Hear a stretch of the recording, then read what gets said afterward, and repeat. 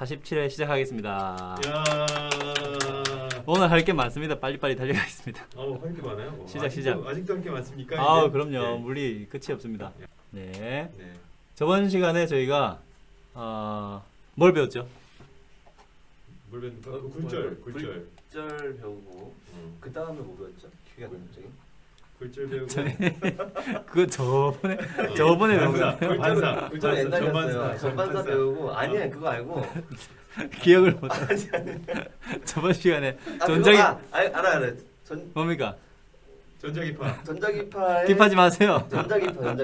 전자기파의 종류에 대해서 네네. 네. 아 라디오랑 이런 네, 라디오파, 라디오, 마이크로파 네. 다 알아요. 마이크로파. 네네네. X선 뭐 감독님 이런 이거 좀 잘 모르는 척 하시는 분을 구해야지. 잘 모르는 분 그러면 어떻게 해요?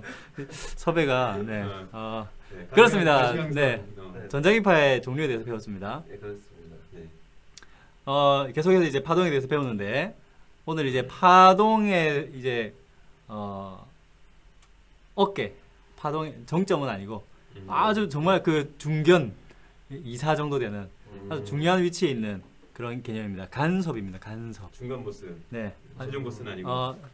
중막 보스. 중막 보스. 네. 아, 네. 그래도 중간보다 좀 더. 네네네네.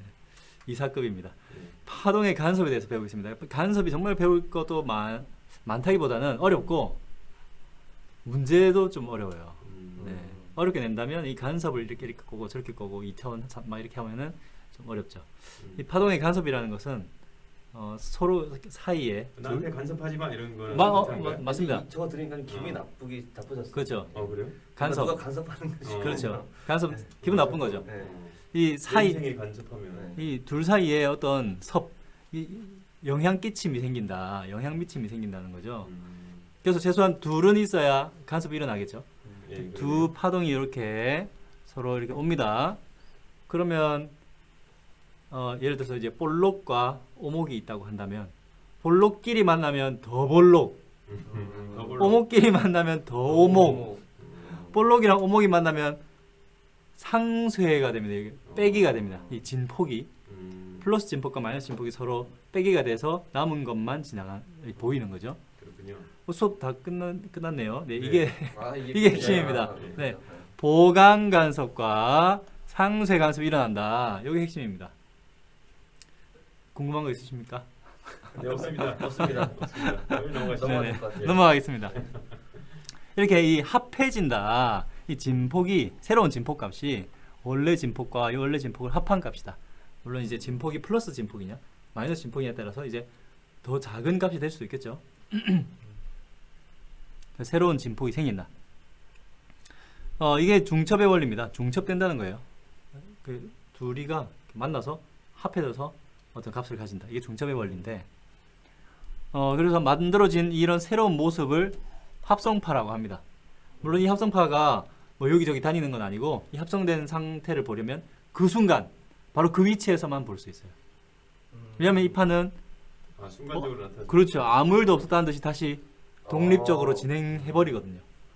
그래서 합성파는 합성한 그 순간 그 장소에서만 볼 수 있고 파동은 각각의 독립성을 가지기 때문에 원래 모습으로 다시 돌아옵니다.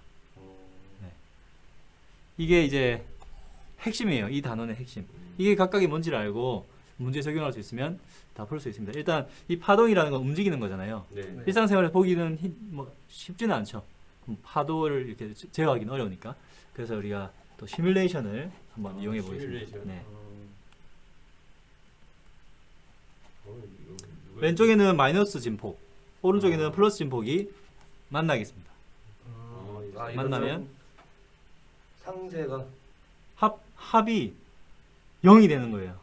순간적으로 보였어요? 네네네. 순간적으로. 그러네요. 딱 네. 중간에 한번 그런 그렇죠? 있던 것 같아요. 이번에는 양쪽에서 플러스 3이 만났을 때 어떻게 되는지를 보면 보강이 돼서 6이 될까요? 6이 되는 거예요. 6이. 진폭이 그대로 그냥 더한 값이 딱 되는 거예요. 파도 3m짜리, 3m짜리 만나면 6m짜리 엄청난 파도가 될 수 있겠죠. 예를 들면. 그럼 좀 모질한 애들이랑 그렇게 만나면 플러스가 덜 깎여서 살아남는 것처럼 보이겠죠. 네네. 그러네. 조금 그렇죠. 낮았다. 1m 살짝 낮아지겠죠. 네. 네, 그래서 이 단순히 더한 값이 이 진폭 값이 된다. 이렇게 생각하시면 되겠습니다. 근데 이게 사실 파동은 이렇게 그 흥파가 이렇게 가다 보면 이게 높은 데랑 낮은 데랑 계속 생기잖아요. 그렇죠. 그래서 이 합성파를 우리가 알 수 있는 것은 이제 따지는 것은 어떤 한 지점에 한해서 그 지점에서 얼마가 그 순간에 얼마가 나타날까를 계산할 수 있는 거지. 이걸 실시간 따라다니면서 하기는 어렵겠죠. 네. 요즘 물론 할 수는 있겠지만 컴퓨터가 있어도 되지 네, 않을까요? 시뮬레이션을 할 수 있죠. 네. 좀 이따 또 보여드리겠습니다. 이게 파 두 개를 만들어 볼게요. 이런 펄스 두 개를 만들었어요. 두 가지를 이제 다 관찰할 수 있는. 이게 뭐죠, 이게? 이쪽은 묶여 있어서 반사될 때 반대 방향으로 반사가 일어나요. 아, 저쪽은 열려 있어서 그러니까 자유롭게 움직일 수 있어서 반사될 때 같은 오던 방향 그 플러스 진폭이면 플러스 진폭, 마이너스 진폭이면 마이너스 진폭 그대로 이렇게 반사가 일어납니다. 그래서 모든 그 상황을 다 볼 수 있어요. 느리게 보면요.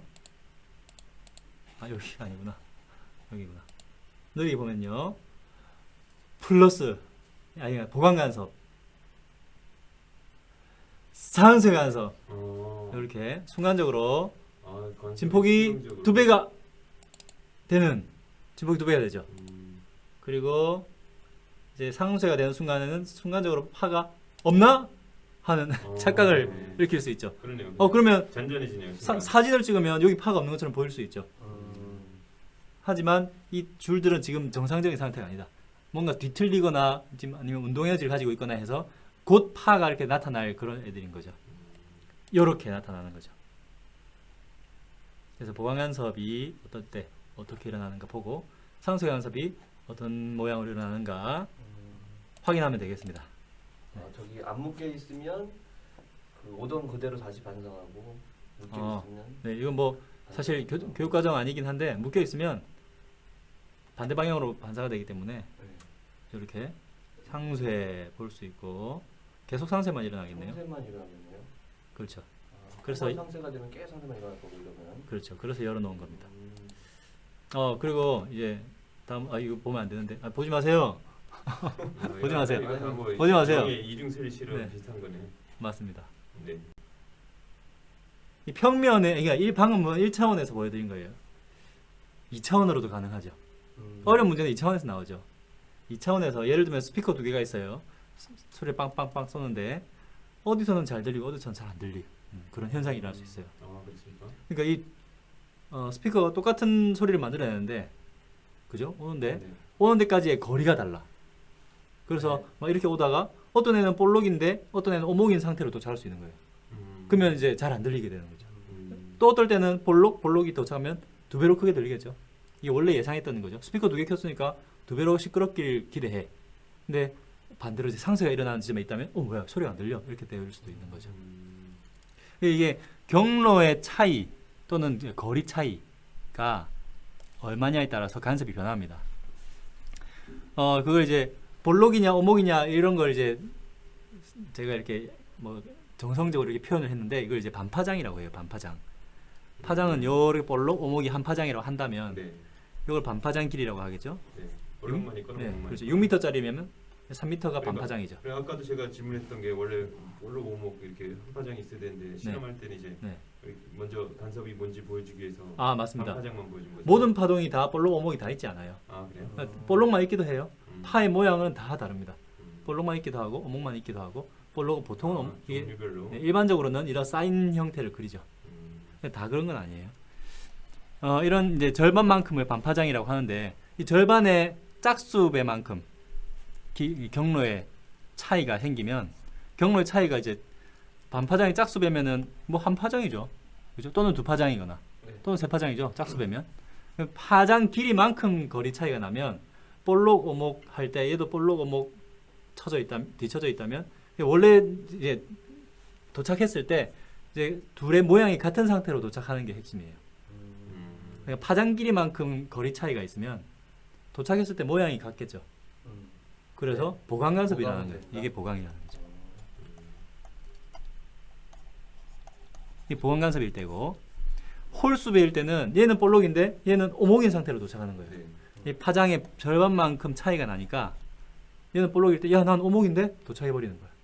그래서 이럴 때는 상쇄 상쇄 간섭이 간섭이 일어나는 거죠. 그러니까 저거를 파장 하나만큼 평행 이동시키느냐, 그렇죠. 반개만큼은 평행 이동시키느냐 그렇죠. 차이. 야 너랑 나랑의 모양 차이가 거리 때문에 한 파장만큼 차이가 나면 야 원래대로 내 이게 되는 거고, 너랑 나랑의 그 온 거리 차이가 반 파장만큼이면 내가 볼록할 때 넌 오목이겠네.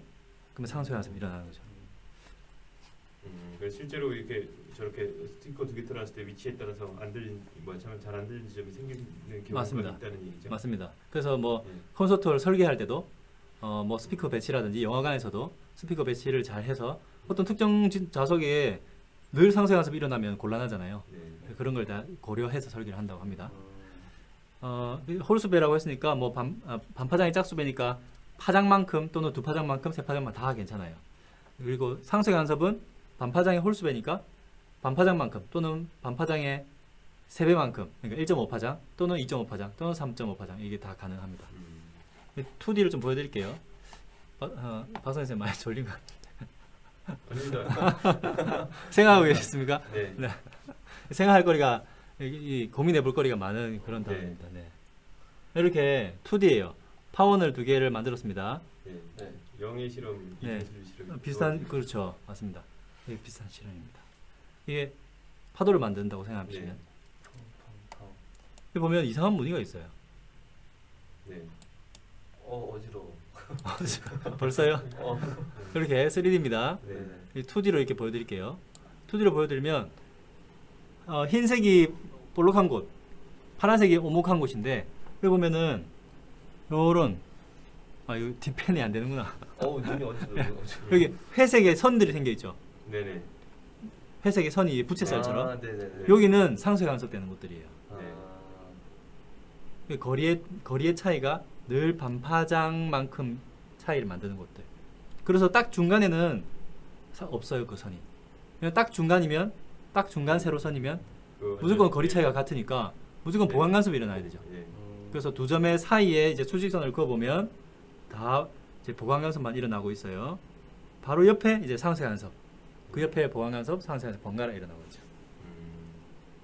그래서 어떤 점을 찍어서 이 지점에서 상쇄 간섭이냐 아니냐 알아보려면 거리를 재서 그 거리의 차이가 반파장이 몇 배냐, 짝수배면 보강 간섭, 뭐 홀수배면 상쇄 간섭 이렇게 되겠죠. 그리고 만약에 꼬아서 낸다면 두 파원이 이제 파동의 원인이 되는 지점, 파원이 같은 모양의 팔을 만드는 게 아니라 반대 방향으로 만들고 있으면 지금까지의 이 계산을 반대로 해야 돼요. 반대로 써야 네. 되네. 이런 걸 조심해야 됩니다. 그런 걸 그러지 내시겠다고 예고를 하신 것 네. 같아요. 저는 안 내겠습니다. 다른 사람의 손을 빌려서 낼 수도 있습니다. 네. 그리고 정상파라는 게 있는데요. 이제 파동의 간섭을 배우면 이제 꼭 이제 사실 뭐 얘를 배우기 위해서 배웠나 할 정도로 중요한 녀석입니다. 정지한 모양의 파예요. 정지한 모양의 파입니다. 정지한 것처럼 보여.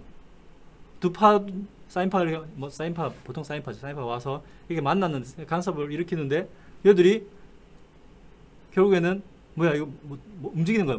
뭐 어디로 가는 거야? 왼쪽으로 가는 거야? 오른쪽으로 가는 거야? 알 수 없는 그런 파동이 만들어져요. 위아래로 막 왔다 갔다 하는 이제 뭐 보여드릴게요. 보고 말씀드릴게요. 배와 보는 게 쉬울 것 같아요. 네, 배와 마디가 생기는데요. 제가 이걸 해봤습니다. 0.7이었나 하니까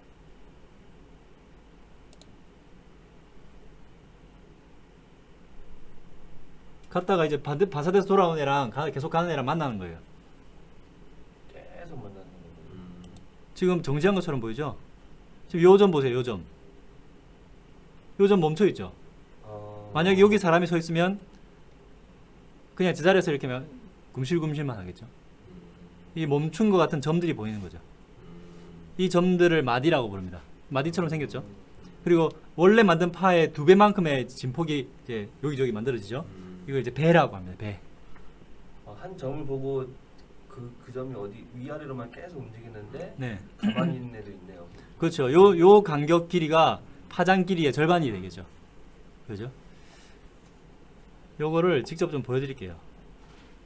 실험 장치를 가져왔습니다.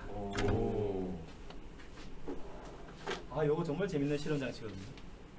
최첨단 그 전자장비를 이용해서 최첨단의 이런 그 그래요. 네. 최첨단. 진동기입니다. 진동기. 모터를 달아서 모터에서 이제 질량의 중심이 안 맞는 막대기가 돌아갑니다. 진동이 만들어지는 거예요. 진동이 만들어지는데 헬리콥터다. 왜 이래 이거? 진동을 시키면 이렇게 진동을 시키면 파동이 만들어지는데 길이를 어떻게 조절하느냐에 따라서 이렇게 멈춘 것 같은 그 진폭이 큰 그런 게 만들어지기도 하죠.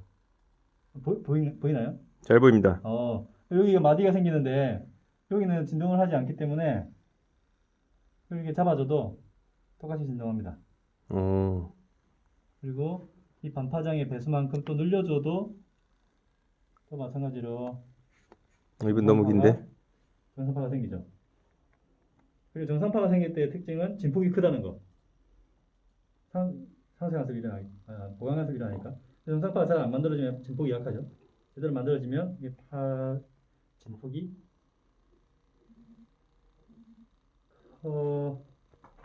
커져야 되는데 만들었어. 실패. 촬영 실패. 이렇게 그러면 이제 마디들이 막 생기죠. 여기 정상파입니다. 끝. 네. 다른 거도 보여드릴게요. 핸드폰 요거는 이제 소리를 이 작은 장치가 소리를 만듭니다. 소리가 이 관을 통해서 막 가는 거예요. 가다가 제가 이런 마개로 막아주면 반사돼서 돌아갈 거예요. 그러면 계속 가는 파랑 돌아오는 파랑 만나서 정상파가 만들어질 수도 있어요. 그러니까 이 길이를 잘 조절해서 이 반파장에 뭐 배수가 되게 길이를 만들어주면 소리가 정상파가 만들어지면서 정상파는 배가 생기잖아요. 진폭이 2배가 되니까 소리가 크게 들려요. 그러다가 정상파가 안 만들어지게 딱 하면은 상쇄간섭이 일어나서 소리가 또 잘 안 들려요. 잘 들리고 안 들리고가 반복될 겁니다. 근데 이거 소리가 커서 고객 여러분들 여러분들은 좀 귀에서 떼놓으세요. 떼놓으세요. 지금 합니다. 시끄럽죠, 죠 이거를 이제 조절하면 옛날 TV 잘못 키면 나오는 소리.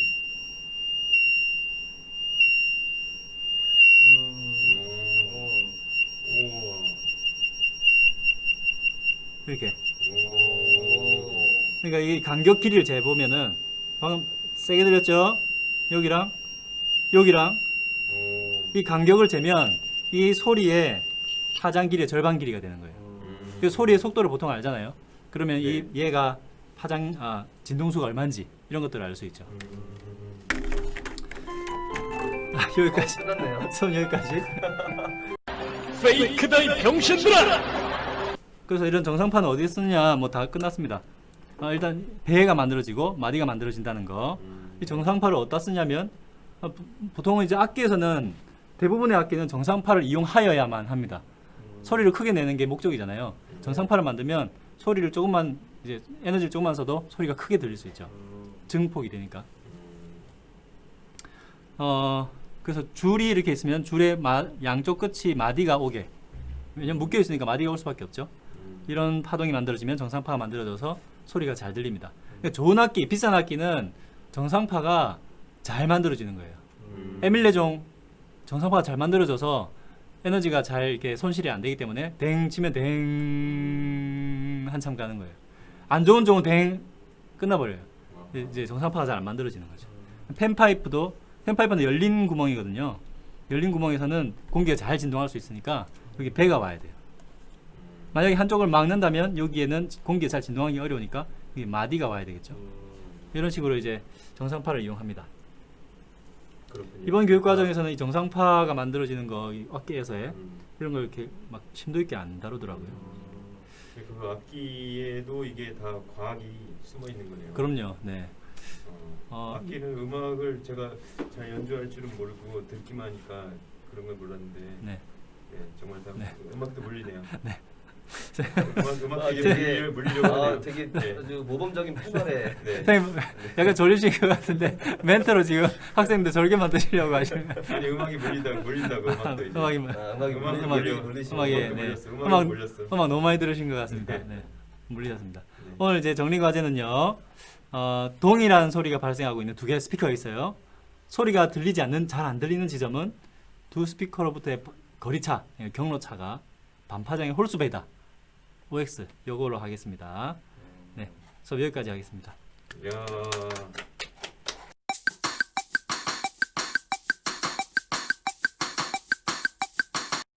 안녕하세요.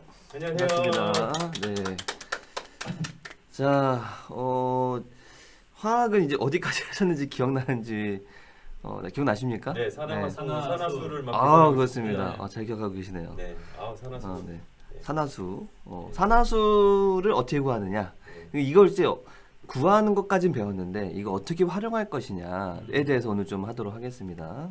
활용도 해야 되나요? 네, 활용도 해야 됩니다. 이게 이제 활용 문제 나오면 원래 어려운 거 아닌가요? 그렇죠. 이게 제일 이제 최종 보스라고 보실 수 있겠습니다. 옛날에 막 왜 소금물을 섞어요? 뭐 어쨌든 뭔가 이걸 활용해서 뭔가 하겠다는 거죠. 네. 더 어렵게 만들겠다. 그래서 보통 화학에서 어렵게 나온다는 건 항상 이 말이 나와요. 양적 관계. 그러니까 얼마나 네. 부어야 되느냐. 네, 얼마큼 부어야 되느냐. 몇 대 몇이냐. 얼마큼의 이걸 만들려면 얼마큼의 또 양을 만들어 뭐 써야 되느냐. 뭐 이런 것들. 근데 이거를 이제 우리 산화수의 변화를 통해서 알아보겠다라는 건데요. 그래서 항상 우리가 강조했던 거. 증가한 산화수만큼 누군가는 감소했을 거다에 대한 이 개념을 가지고 접근하면 되겠습니다. 그래서 우리 한번 이거 예시로 한번 볼 텐데요. 이게 이제 AG라는 게 은이죠, 은. 은 같은 경우 이제 은반지 집에 있으신가요? 아니요. 이제 우리 친구들 네. 같은 경우는 이제 대학교 가면 이제 커플링. 아주 이쁜 여자, 자기 사랑하는 여자와 이렇게 커플링을 할 수도 있겠죠. 예, 물론 뭐 할 사람은 하겠지만 그때 이제 학생 때니까 비싸니까 금이 보통 비싸죠? 이제 금 비싸니까 은으로 하는 경우도 있죠, 처음에는. 그래서 은으로 만들었을 때 은이 이제 오래되면 녹이 슬겠죠, 은도. 그래서 은이 녹슬 때 바로 이 상태, AG2S입니다. 황록이 예, 황이 녹슨 거. 황화수소랑 이제 만나가지고 AG2S가 됩니다. 황수소가 막 있어요, 자연에? 있습니다. 그럼요, 있죠. 오. 예. 좀 양이 적긴 한데 적긴 한데 있긴 있죠. 산소랑은 안 하고. 예, 산소랑 산화되는 게 아니라 황이랑 산화된다고 보시면 되겠어요. 신기하다. 네. 그래서 요 놈을 이제 없애주려고 한다. 그러니까 순수한 우리는 은으로 만들어주려고 하겠죠. 그래서 이 에이즈라는 은보다 좀 더 산화가 잘 되는 알루미늄을 놓는데 우리 주변에 알루미늄 어디 있죠? 스탱. 저기 캔 스댕은 철이고요. 네. 스탱 처리. 스댕 철입니다. 네. 깡통. 스댕은 이제 철에다가 이제 크로미움이랑 이제 니켈이랑 섞어가지고 합금 만든 거고요. 스테인리스 스틸이에요, 정확히는. 네, 스댕이 그렇습니다. 아니라 스테인리스 스틸. 스댕은 약간 스틸은- 일본식이라고 해야 되나? 뭐라고 해야 되나? 아니, 콩글리시? 그냥 줄임말이죠, 콩글리시? 콩글리시. 예. 스텐. 스테인리스 그러니까 녹이 슬지 않는 네. 스틸 네. 그 탄소광이다. 네. 그렇습니다.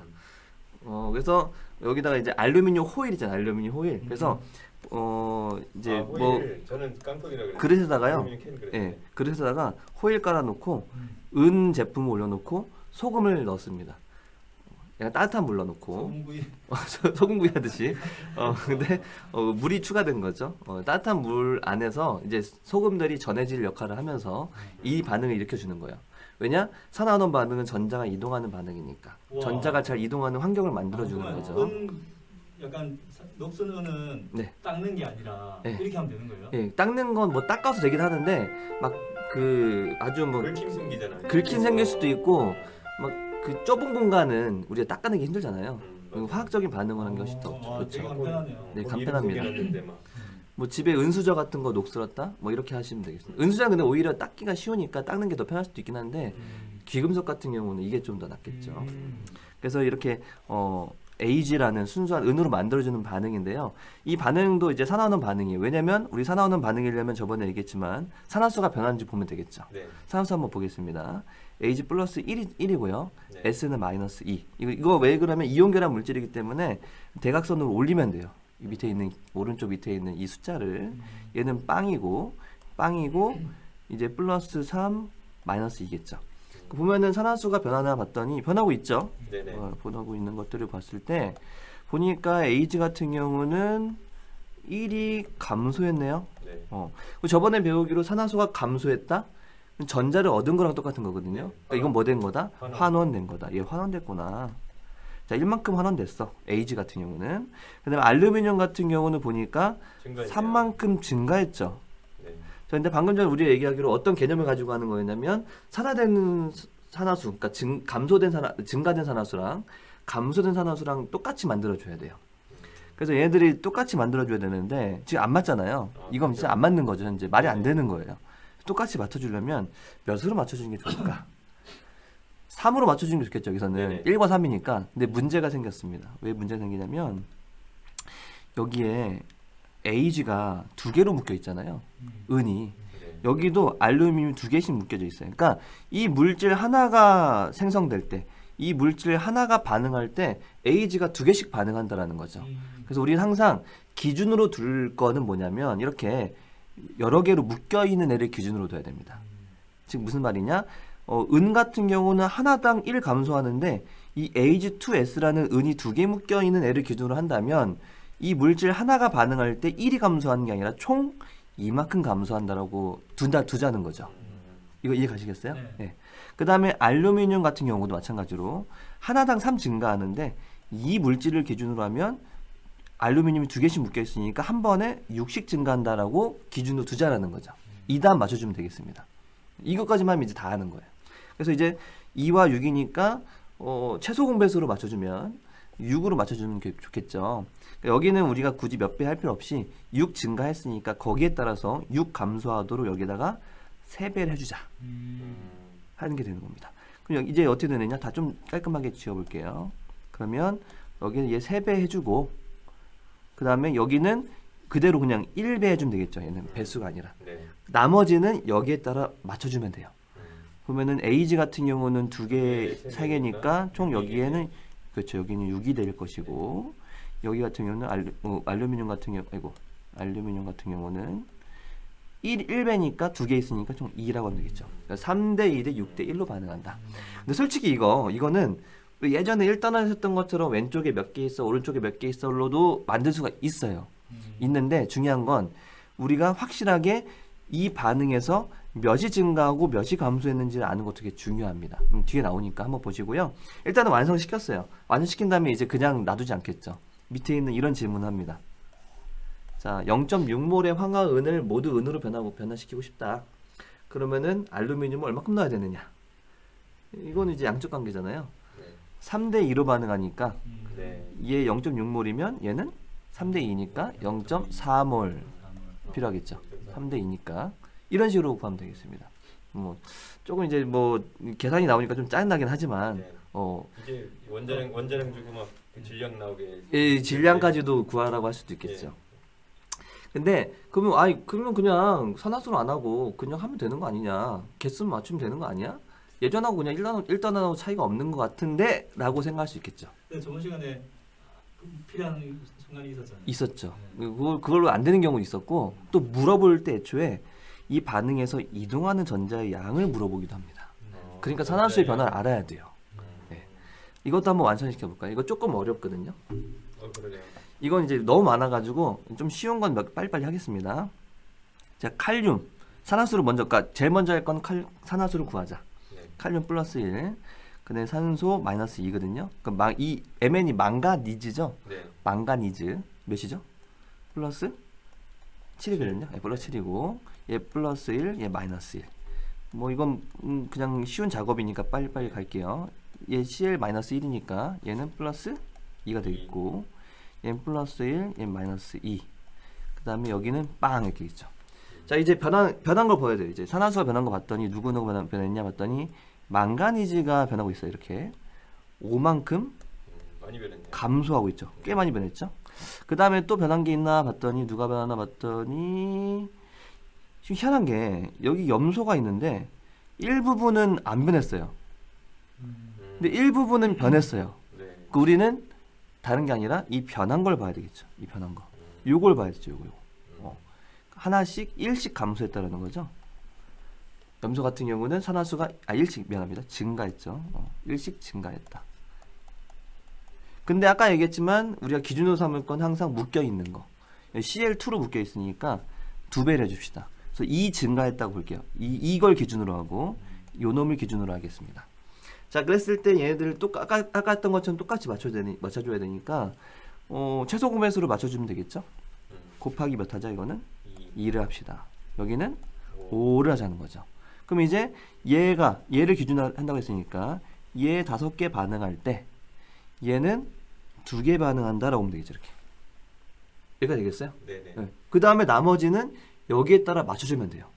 이거는 고정이기 때문에 나머지는 다 맞춰지게 돼 있습니다. 하나씩 해볼게요. 칼륨이 있는 건 요런 게 없으니까 여기다 2를 써주면 되겠죠. 이렇게. 그 다음에 망가니즈도 일단 하나씩 있으니까 여기다 2를 써주면 되겠습니다. 이렇게. 그 다음에 염소가 좀 많아요. 2개 있고 여기에 4개 있죠. 일단 5개니까 10개 있죠. 총 16개죠. 여기는 16개가 돼야죠. 16. 그 다음에 물은 거기에 따라 맞춰주면 얘는 H가 이렇게 없으니까 8개가 되겠죠. 그 다음에 산소가 똑같나 봤더니 산소가 똑같이 8개가 되겠죠. 딱 맞춰졌죠. 이게 딱 맞춰진 겁니다. 좀 이게 좀 어렵긴 하거든요. 네. 복잡하지만 차근차근히 하면 할 수 있어요. 근데 이제 여기서 끝나는 게 아니라 물어볼 때 이렇게 물어본다는 거죠. 얘가 이몰 생성될 때 이동하는 전자의 양이 얼마큼이냐. 이게 문제인데 지금 우리가 어떻게 구했냐면요. 얘 개수를 2라고 정했을 때 총 산화수의 증가한 양과 감소한 양이 몇이었죠? 지금 봤을 때 5씩 감소한 거를 2배 해줬을 때 지금 이 숫자가 맞춰진 거잖아요. 총 10이 감소하고 10이 증가했을 때 지금 이 앞에 있는 숫자대로였어요. 그러면은 얘가 여기다 몰자만 붙이면 얘 2몰 생성됐을 때는 그대로 10몰씩 증가하고 10몰씩 감소하겠죠. 그래서 10몰의 전자가 이동한 겁니다. 그래서 여기서 물어봤을 때 전자량은 10몰입니다. 이렇게 해주면 돼요. 이런 식이 제 좀 어려운 네.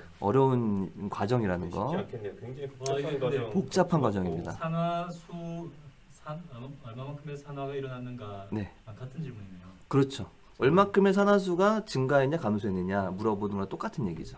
근데 좀 변형해서 나올 수도 있고 또 이걸 통해서 또 전자를 가지고 또 다르게 낼 수도 있고 막 그래프를 낼 수도 있고 어려워질 수 있겠죠. 연습을 좀 하시면 되겠습니다. 네. 이제 마지막인데요. 딱 개념부터 하나인데 산화제랑 환원제라는 것 좀 알고 있으셔야 돼요. 산화제가 뭐고 환원제가 많이 들어는 뭐냐. 봤는데 네. 우리 이거 쉽게 생각해서 이거 하면 돼요. 여러분 그 소화가 안 되면 뭘 먹죠 우리? 소화제. 그렇죠. 소화제라는 건 뭘 시켜주는 거죠? 소화를 시켜주는 그렇죠. 소화제라는 물질은 소화를 시켜주는이 중요한 시켜주는. 그럼 산화제라는 건 뭐냐면 누군가를 산화시켜주는 물질이에요.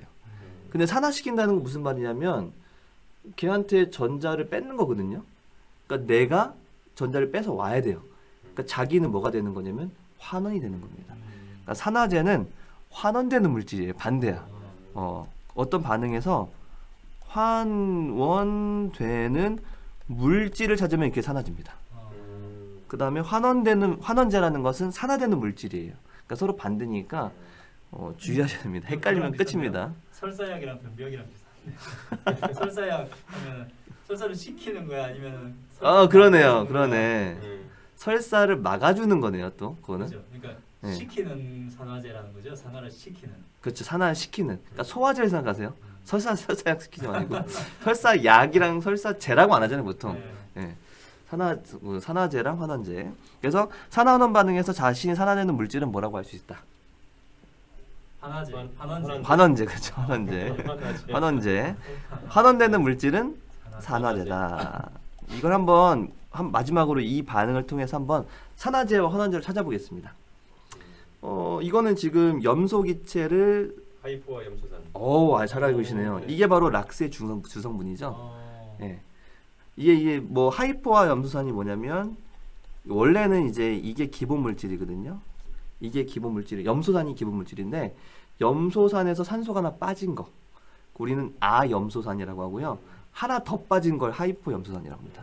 하이포를 더 붙여가지고 하이포 아염소산이고. 예, 하이포 근데 하이포 염소산이라고 하기도 해요. 근데 보통은 그래요? 하이포 염소산으로 하기도 합니다. 그 다음에 과학에 들어간 거는 이 과염소산이라고도 하고요. 이런 일이 있는데 이건 몰라도 되고요. 자, 그러면 여기서 산화수를 한번 그려봅시다. 누가 산화됐고 누가 환원됐는지 이거 한번 볼게요. 얘 빵이고 빵. 플러스 1 마이너스 2. 얘 플러스 1 마이너스 1이고 1이 아니 플러스 1이죠. 여기서 주의할 게 보세요. 마이너스 2. 여기서 우리가 우선순위로 봤을 때 수소가 우선이었고 플러스 그 다음 산소가 우선이었죠. 네, 마이너스 2. 그래서 얘가 플러스 1이에요. 염소가 플러스 1일 경우도 있습니다. 플러스 7인 경우도 우리가 봤었고 저번 네. 시간에. 그 다음에 얘는 플러스 1 마이너스 1. 자 그럼 누가 변했냐 봤더니 이 염소 요가 요거 네. 증가했나 감소했죠? 감소했고. 근데 신기한 게 염소가 또 뭐 됐어요? 산화됐어요. 이건 뭐야 이런 건? 이런 경우도 있다라는 거죠. 하나의 물질이 산화되기도 하고 환원되기도 해요. 여기서는 얘가 뭐가 되는 거면 산화제이자 환원제일 수도 있는 거죠. 이런 경우도 있다라는 거죠. 그래서 이걸 이제 좀 더 뜯어보면 어떻게 되는 거냐면 CL이 원래 이렇게 돼 있잖아요. CL2가 이렇게 돼 있는데 이 불균등하게 끊어지는 거예요. 그러면은 전자를 가져오는 애가 있고 전자를 잃어버리는 애가 있는 거죠. 이런 식의 반응도 있습니다. 그래서 이런 경우도 있고요. 여기서 이제 또 산화제, 환원제 보면은 이건 이제 뭐 다 빨리 하려고 적어놨어요. 얘 플러스하고 이 빵이고요. 얘 마이너스이고 여기는 빵입니다. 이번에는 서로 같은 원소긴 한데 다른 물질이긴 하죠. 근데 결국은 같은 황으로 가요. 그렇죠? 네. 네. 근데 어쨌든 간에 우리는 산화수 변화만 보면 된다. 그랬을 때 얘 같은 경우는 SO2라는 물질은 플러스 4에서 0으로 가니까 황이 감소하고 있죠. 네. 그럼 얘는 환원된 거다. 그럼 얘는 무슨 물질, 무슨 제다라고 하면 물어보냐면 산화제입니다라고 하면 되겠습니다. 여기서 우리가 산화제, 환원제는 뭐냐면 우리가 분명 산화되는 놈은 원소인데 환원되는 건 분명히 그 중에서도 원소인데라고 하지만 산화제, 환원제라는 건 물질이기 때문에 그 원소가 포함되어 있는 물질 자체를 우리가 산화제 또는 환원제라고 해주는 거예요. 그러니까 물질이라고 하는 거 알아두시고요. 그러니까 H2 이 원소 뭐 황 이게 아니라 네. 그 여기 이산화황 이런 식으로. 그렇죠. 그러니까 우리가 보통 여기서 환원되는 건 황이잖아요 라고 네. 물어볼 수 있어요. 근데 맞아요. 근데 환원되는 건 황이긴 하지만 산화제는 그 환원되는 원소가 포함되어 있는 물질이니까 물질이니까 얘는 SO2입니다라고 말할 수도 있는 거죠. 그래서 얘 같은 경우 H2S라는 놈은 산화되는 놈이니까 얘 같은 경우는 환원제입니다. 이런 식으로 하는 거예요. 네. 이런 식으로 하면 되겠습니다. 이게 이제 다 끝난 거거든요.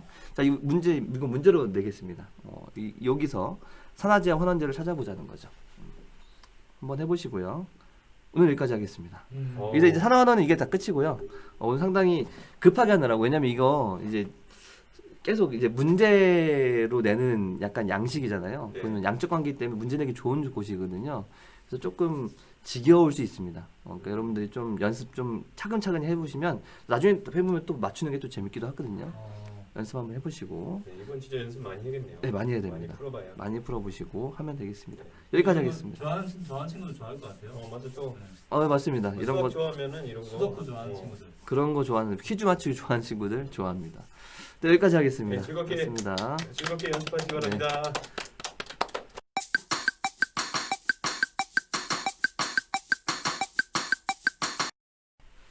자, 생명과학 시간입니다. 네.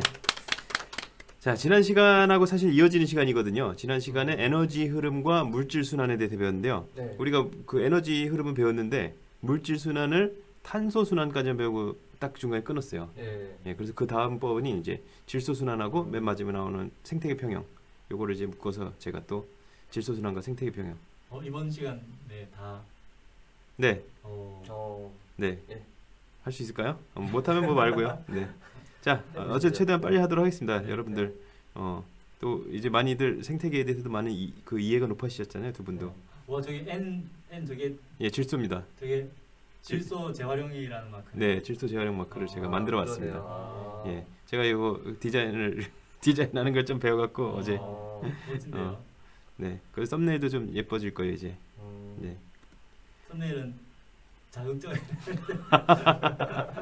그러네요. 자, 기사 제목처럼. 네, 자 질소 어떻게 순환하는가? 자, 이제 일단 질소는 어디에 이용되는지 아세요 혹시? 질소요? 예, 우리 몸에서요? 네, 그리고 질소마저 저번에 화학원에서 수업했었는데 질소 비료가 왜 예전에 중요한지. 한번, 네, 예전에 한번 예. 했었죠. 왜 중요합니까? 한번 말씀해 주시죠. 전문가께서. 우리 뭐 몸속에 있는 단백질이라든지 네, 맞습니다. 그리고 뭐 핵산이라든지 네. DNA, 뭐 네. RNA 맞아요. 다 질소가 예. 사용되죠. 예, 거기에 질소가 들어가요. 예, 근데 단백질 근데 생명의 또 핵심 원소잖아요. 그죠? 단백질하고 핵산. 물론 이제 지방하고 탄수화물에는 질소는 필요가 없어요. 대신 이제 단백질하고 핵산이 필요한데 이 단백질하고 핵산 그 DNA는 생명에서 굉장히 중요한 그 자리를 차지하고 있거든요. 네. 그래서 이 질소 근데 그리고 질소가요. 또 이게 농사를 지을 때 밭에 작물한테 제일 부족하기 쉬운 거예요. 그래서 요거 질소 비료는 반드시 거의 줘야 된다고 생각해야 됩니다. 뭐 인도 뭐 부족하고 뭐 질소 이런 것들이 중요한데 그중에 질소가 제일 부족하기 쉬워요. 근데 또 왜 질소가 부족하기 쉽냐? 질소는 사실 공기 중에 70%나 80%죠 거의. 네, 그렇죠. 예, 거의 80%, 78%인가 뭐 이렇게 이 정도 있는데 예, 질소 널려 있잖아요. 널려 있어요. 널려 있는데도 요걸 식물이 직접 이용을 못 해요. 자, 식물이 이용을 하려면은 요 암모늄 이온과 질산 이온이 필요로 바뀌어줘야 돼. 형태가 바뀌어져야 됩니다. 그렇죠. 알고 있으면서 왜 그렇게 감사합니다. 네네네. 전문가를 모셨는데 예, 그래야죠. 모른 척 하시네요. 예. 그래서 요거를 요게 이렇게 순환을 하게 돼 있습니다. 여기 순환. 그래서 이 질소 순환이죠. 자, 그런데 우리가 질소 순환에서 배울 게 중요한 게 용어가 제일 중요해요. 사실은 이거 별로 안 어렵잖아요. 질소가 요 위에 질소가 그대로 이용 못 하고 식물이 왜냐면 질소가 삼중결합이라서 이거 그 질소를 끊어지 못하니까 그래서 요걸 이제 토양에 있는 미생물들이 암모늄 이온이랑 질산 이온이랑 바꿔놓으면 그거를 식물이 이용한다. 네, 그렇죠? 네. 그 정도만 알면 되는데 어려운 게 없어요. 그러니까 근데 이제 여기서 중요한 거는 용어를 아시면 됩니다. 용어. 자 일단은 질소가 일단 암모늄 이온이 되는 과정. 요 과정 우리가 질소 고정이라 그래요. 이게 막 하늘에 날아다니던 거를 이제 땅에다 고정한다 뭐 이런 의미 좀 될까요? 그러지 않을까요? 또 유기물에다 고정할 수 있게 된다 이런 의미 좀 될 것 같아요, 그렇죠? 자 그리고 이제 이 암모늄 이온도 이용할 수 있지만 미생물들이 이 암모늄 이온을 질산 이온으로 바꾸면서 에너지 얻는 애들이 있어요. 그래서 질산 이온도 이제로 바뀌어갑니다. 암모늄 이온이 질산 이온으로 바뀌는 과정을 우리가 질산화 작용이라고 합니다. 자, 그래서 이제 이렇게 해서 우리가 생물이 이용할 수 있는 질소들이 늘어가는데 근데 거꾸로 요걸 그 질산 이온을 질소로 날리는 과정들이 있어요. 질소만 빼서. 네, 그렇죠. 자, 요 과정을 우리가 탈질산화 작용이라고 합니다. 요러면 이제 이 밭에 안 그래도 부족한 질소가 날아가는데 어쩔 수가 없죠. 또 이 자연에 또 이런 애들이 있으니까요. 그렇죠. 자, 이런 것들을 이제 그리고 요 암모늄과 질산 이온을 생물이 이용하는 거죠. 자 그리고 근데 이제 여기 생물이면 구체적으로는 사실은 식물이에요.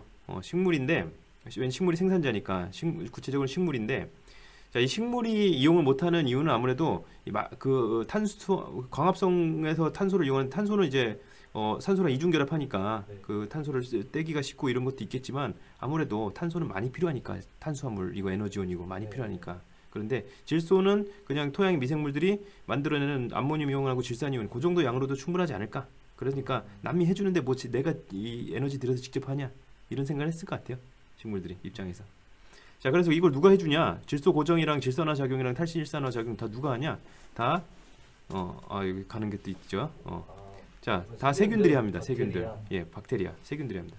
제가 이 그림을 그냥 같은 걸 따와갖고 다 같은 세균처럼 보이는데요. 사실은 다 다른 세균이고 또 질소 고정하는 세균도 굉장히 여러 가지고 뭐 질산하는 애들도 여러 가지고 탈질산하는 애들도 여러 가지고 종류가 여러 가지다. 다만 그런데 질소 고정하는 방법은 요 세균을 통하는 방법 말고도 또 신기한 방법이 하나가 있어요. 번개가 치면 번개가 치면 이게 질소 고정이 된대요. 순간적으로 에너지로 막. 네, 높은 에너지로 이게 질소가 쪼개져 갖고 암모늄이 떨어진대요. 번개가 많이 치면 뭐 농사가 잘 된다나 뭐 그런 낭설이 있다고 합니다. 그 마션에서 화성에서 이렇게 재배하잖아요. 네. 식물을. 거기서 이용한 거는 그거는 이제 물을 만드는 거였죠. 거기서 이제 똥을 이용했죠. 똥에 아. 있는 네. 질소를 똥에 있는 사람 똥에 있는 거. 거의 불 태우는 거는 이제 아마 그 물을 만드는 물 만드는 과정이었고, 예. 자, 근데 이제 요게 쉽잖아요. 근데 저번에도 탄소 순환도 이 광합성하고 호흡만 하면 쉬웠잖아요. 그렇죠? 이것도 좀 복잡하죠. 이 생물 부분이 좀 복잡해져요. 이제 또 생물 부분이 이렇게 복잡해질 수가 있습니다. 생산자, 소비자, 분해자 이렇게 되면은 자 일단은 암모니움하고 질산이온이 가는 데가 생산자로 가요. 그렇죠. 네. 생산 요거를 이제 사실은 제가 적어놓진 않았는데 요거를 질소 동화 작용이라 그래요. 그래서 생산자가 요거를 이제 핵산을 만들거나 아니면 단백질 아미노산을 만들거나 단백질의 그 기본 원소죠. 이런 걸 이제 만들어 주고요. 그러면 이제 이 생산자를 먹고 이제 소비자로 가고 또 소비자나 생산자가 배설물을 놓거나 아니면 썩으면서 이제 분해자로 가고 이 분해자가 다시 분해해서 암모니움으로 돌아가는 거죠. 단백질 분해해서. 사실 우리도 암모니움이 우리 몸에서도 생기잖아요. 네. 그렇죠. 단백질 가지고 에너지 만들면은 그 암모니움이 생기죠. 자 이렇게 그래서 지구의 내부를 생태계를 이렇게 질소를 돌고 도는 이런 과정이 있습니다. 근데 이제 우리가 보통 생태계에서는 이게 이제 균형 있게 돌아가는데 우리가 농작물 해서 사람 인구가 늘어나니까 농작물에서 막 농작물을 걷어 먹으면은 이게 토양에 계속 질소가 부족해져서 그래서 질소 비료를 또 줘야 되고 네. 그렇죠. 그래서 지금은 공업적으로 생산하는 공업적인 질소 고정도 있습니다. 자 어렵지 않죠? 요 용어 네. 질소 고정, 질산화, 탈질산화 요것만 알아주시면은 어려운 게 없습니다. 네, 하나 근데 연관이 또 되는 네. 단어들이라서 점점 단어가 길어져요. 그러기도 하고요. 아 그러네요. 네. 그러네요. 자 그런 거 이제 힌트로 해서 생각을 하시면 진짜 좋겠네요. 역시 이렇게 공부를 잘하는 분이라 그런 것들을 딱 특징 채취하시네요. 어떻게 하면 덜 외우고 시험 볼 수 있어요. 네. 자, 그래서 이제 우리가 물질 순환, 탄소 순환이랑 질소 순환까지 배웠고요. 뭐 인순환 이런 것도 있지만은 우리가 탄소 순환, 질소 순환까지 살펴보고요. 이제 에너지 흐름하고 물질 순환하고 다 함께 배웠으니까 한번 두 개를 비교해서 한번 살펴보도록 하죠. 자, 물질 순환을 나중에 배웠으니까 물질 순환 먼저 해보도록 하죠. 자, 물질 순환, 요거 파란 게 물질 순환이죠. 자, 물질 순환은 원래는 이제 생태계 환경에 있다가 요게 생산자를 통해서 이게 그 생물 쪽으로 들어옵니다. 그렇죠? 네, 네. 뭐 그 탄소나 질소가 다 대기 중에 있었잖아요. 네. 그렇죠? 대기나 토양에 있었잖아요. 그런 것들이 이제 생산자를 통해 들어오고 1차 소비자, 2차 소비자, 3차 소비자를 통해서 이동하고 거기 또 이제 분해자로 분해자 쪽으로 이동해서 결국에는 다시 환경으로 돌아갑니다. 분해자가 분해해서 이제 환경으로 다시 돌아갔다가 다시 이제 생산자 쪽으로 생산자로 해서 돌아오는 거죠. 순환하는 거죠. 자, 근데 에너지도 역시 생산자로 오죠. 생산자가 써서 나가고 소비자가 써서 나가고 그렇죠? 2차 소비자 써서 나가고 3차 소비자 써서 나가고 이렇게 단계를 이동하고 그런데 사체 배설물을 또 에너지를 가지고 있죠.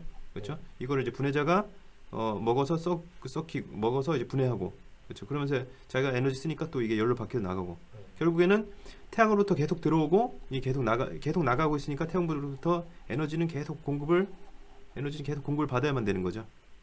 그렇죠. 분해자를 2차 네. 소비자나 3차 소비자가 먹는 거예요. 분해자에서 2차, 3차로 가는 거. 네. 반대 방향. 예, 반대 방향을 아니에요. 이거 사체 배설물로 가는 거니까 2차 분해자를 중에 뭐 버섯이라든가 이런 거 먹을 수 있겠죠. 네. 일부분이 예. 또 가기도 하니까. 네. 이런 것도 있겠죠. 예. 저는 못 봤는데 대단하십니다. 저희도 세균들 가끔씩 예. 뭐 모르게 먹잖아요. 네. 그런 거 아닐까요? 봤으면 손만 빨아도 뭐 네, 손가락도 먹으니까. 그러면은 근데 1차 소비자는 왜 안 먹을까요? 이게 그거에 식물들은 곰팡이 어. 별로 안 좋아하나 봐요. 식물 아닙니다. 1차 소비자는 초식 동물입니다. 초식 동물. 예. 저희 동물은 버섯 먹을 것 버섯 안 같은데. 먹나? 사실 좀 당황했어요. 내가 생각도 못했어. 이거 당연히 이렇게 분해자로 가는 거지 한데 사체 배설물을 갖다가 이렇게 가는 거네. 그렇죠. 자, 2차 소비자가 분해자를 먹기도 한다고 하는 모양. 분해자 먹는 애도 2차 소비자라고 하는 모양이에요. 왜냐면 얘가 생산자가 아니니까. 그럴 수가 있겠네. 그렇죠. 곤충 중에 뭐 이렇게 균류 먹는 애들이 그러네요. 좀 예. 있잖아요. 생산자 먹는 게 아니라 네. 어떤 생물을 다른 뭔가 어, 움직이는 애를 먹는 거니까 네. 다른 거라. 예. 그렇습니다. 어쨌든 이제 물질은 이제 순환해서 돌아가는 순환이니까 계속 이제 뭐 영원히 이제 지구의 물질 생태계의 물질은 남아 있는 거죠. 그렇죠? 네. 뭐 우주로 이제 퍼나가지 않는 이상은 영원히 이제 지구에 남아 있는 건데, 근데 에너지는 계속 이제 지구 밖으로 빠져나갑니다. 이게 복사 에너지로 결국에는 지구 복사 에너지로 빠져나가는 거죠, 우주로. 네. 그래서 태양으로부터 계속 끊임없이 에너지가 공급돼야만 이 생태계가 유지될 수 있는 그런 차이점이 좀 있다고 볼 수 있겠죠. 예. 그래서 어쨌든 이 생산자가 받아서 물질이나 에너지나 생산자가 받아서 단계별로 이동한다. 이런 것들은 공통점인 것 같아요. 네. 자, 왜 급하신 것 같죠? 아닙니다. 네. 자, 속이 조금 안 좋아서. 아 그렇군요. 빨리 끝내도록 하겠습니다. 혹시 네. 오늘 뭐 2차 소비 하셨어요? 그런가 봐요. 네. 잘못 2차 소비한 것 같습니다. 네. 잘못된. 고기를 드셨군요. 근데 어제도 고기 일닭하고 오시지 않았어요? 예. 어제 아니었어요. 아, 그저께. 전 시간. 아, 그래도 그쵸. 거의 3차 소비를 하신대요. 네. 인간은 다 3차 소비자입니다. 네. 자, 생태계 평형에 대해서 알아보도록 하겠습니다. 요 생태 피라미드 지난 시간에 그 에너지 하면서 그 에너지 흐름 하면서 요 피식자한테 조금 아, 일부만 네네. 간다 그랬잖아요. 그래서 기억납니다. 요 피라미드 형태를 띈다 그랬잖아요. 피라미드. 그렇죠. 그래서 이거 생산자가 제일 많고 1차 소비자, 2차 소비자 상위 단계로 갈수록 좁아져야 돼요. 적어져야 돼요. 에너지 양이나 개체 수나 뭐 생체량 이런 것들이 다 적어져야 되는데 네. 이게 일시적으로 깨질 수가 있습니다. 음. 뭐 갑자기 뭐 메뚜기가 대량으로 발생한다든가 이런 경우 있잖아요. 자연재해 얼마 중에. 전에도 막 그랬잖아요. 그렇죠. 또 게임하다 보면 뭐 그런 거 많이 나죠. 삼국지 2 게임하다 보면 자연 메뚜기 발생. 네, 메뚜기 발생 막 이런 거. 네. 그런 이제 자연재해로 발생하기도 하고 또 뭐 가끔 이제 인간들이 막 이제 포식자라고 해서 막 그 늑대나 이제 이런 애들 인간이 위협을 되니까 늑대나 막 퓨마 이런 애들을 막 잡아서 제거하고 이러면은 또 개들이 줄어드는 만큼 2차 소비자가 줄어드는 거면 1차 소비자가 늘어나기도 하고 뭐 그런 이제 일이 벌어집니다. 그래서 근데 평형이 깨지는데요. 근데 이게 생태가 완전히 막 돌이킬 수 없을 정도로 심하게 깨지지 않는 거라면은 요 먹이 관계에 의해서 스스로 회복을 할 수가 있습니다. 자, 일시적으로 지금 1차 소비자가 증가한 요런 그 평형이 깨진 거라고 보시면 돼요. 그러면은 요 생산자가 감소하게 되고요. 생산자가 감소하게 되고, 풀들이 그렇죠. 감소하고. 풀을 많이 먹으니까 풀이 감소하게 되고, 그렇죠. 얘네들은 또 먹을 게 많다 말이에요. 먹을 게 많다. 빨리 새끼들 많이 낳아도 되겠다. 먹을 게 많으니까 뭐 영양 상태가 좋아서 새끼를 많이 낳게 됩니다. 그래서 2차 소비자가 증가하게 됩니다. 저번에 주기적 순환 보셨죠? 막 그 스라손이랑 눈신토끼, 그렇죠. 눈신토끼 늘어나면 스라손이 늘어나요. 네. 새끼 많이 나요. 자, 그러면 이제 어떻게 돼요? 얘는 얘 입장에서는 먹을 건 줄어들고, 그렇죠. 먹을 건 줄어드는 압박이 들어오고 위에서 잡아먹는 애들은 늘어나는 압박이 또 들어옵니다. 그래서 얘가 이제 다시 줄어들게 되는 거죠. 자, 얘가 줄어들면서 이제 먹는 애가 포식자가 줄어드니까 생산자는 다시 증가하게 되고, 얘는 또 먹을 게 없으니까 또 이제 감소하게 되는 거죠. 그래서 평형이 다시 회복되는. 그래서 아주 심하게 막 거의 멸종 상태로 회복 불능한 상태로 회복되지 않는 파괴되지 않는 한은 이렇게 자연은 서로 이렇게 얽혀 있기 때문에 서로 상호관계를 맺고 있기 때문에 군집 내에서 생태계가 이렇게 스스로 회복을 할 수 있습니다. 그래서 요거 생태계는 인간이 개입하는 것보다는 이게 또 인간이 개입해서 그 복잡한 상호관계를 이해하지 못하고 섣불리 개입했다가 더 크게 그르치는 경우가 훨씬 많았기 때문에 요새는 이제 뭐 복원이라고 한다면 그냥 놔두는 거 이런 것들을 말하죠. 예, 그죠. 뭐 하천 복원할 때도 원래 상태를 되돌리는 쪽으로. 그렇죠. 하더라고요. 예전에는 뭐 똑바로 만들고 막 시멘트로 덮어서 물 안 새게 막 하고 그랬는데 네, 원래 상태대로 돌리는 거. 네, 맞아요. 요새는 자연 복원 이렇게 얘기를 하죠. 자연 복원은 그냥 놔두는 거잖아요. 놔두면 이게 스스로 해결한다. 그렇죠. 이렇게 좀 바뀌어가고 있는 것 같습니다. 자, 뭐 실제 사례 뭐 이런 것들이 많이 있죠. 요게 이제 여러분들 많이 아는 거예요. 이게 미국의 그 옐로스톤 국립공원이라고 아주 이렇게 자연 경관이 좋고 생태 보존이 잘 된 곳이 있어요. 근데 이것도 원래 잘 됐던 것은 아니고 거기에 사슴을 좀 보호하려고 늑대를 제거를 해버렸단 말이에요. 이 사람들이 늑대를 제거를 하니까 어떻게 되냐? 사슴이 너무 폭발적으로 증가하고 그래서 그 풀이나 나무들이 황폐화되기 시작한 거예요.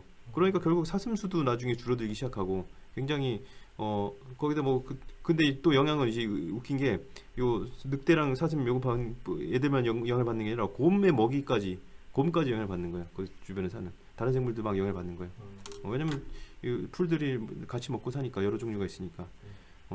그래서 다시 이제 캐나다에서 늑대를 다시 들여갖고 다시 늑대를 복원시켰더니 생태가 다시 제대로 돌아왔다는 일이 있습니다. 그래서 이렇게 실제로 이제 사슴 개체 수에 따라서 사슴 개체가 늘어날수록 회색곰의 먹이를 열매를 먹이로 삼는 경우가 굉장히 줄어들고 사슴 개체가 늘어날수록 열매를 먹이로 삼는 게 이렇게 줄어듭니다. 그렇죠? 열매를 왜냐면 사슴이 먹어버리니까 열매를 먹을 수가 없는 거야. 열매 먹고 싶은데 나는 고기를 더 좋아할 것 같은데 열매도 은근히 좋아하나 봐요. 곰이. 곰은 잡식성이니까 어쨌든 나 열매 달콤한 열매 먹고 싶은데 이 사슴놈들이 다 먹어. 사슴을 잡아먹으면 되지 않아요? 곰은?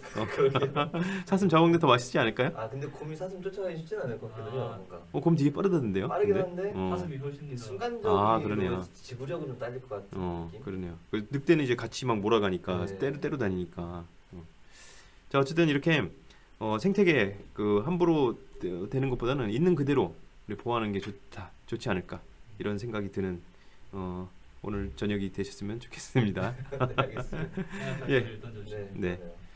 자 오늘 여기까지 마치도록 하고요. 다음 시간에 생명과학 원 마지막 수업이 진도는 마지막이고요. 그 다음에 우리 뭐 수소차 얘기라든가 뭐 이런 예, 수소 경제 얘기라든가 이런 거 한번 니콜라. 예 얘기를 하도록 하죠. 네. 자 여러분 수고 많았습니다. 감사합니다. 고맙습니다.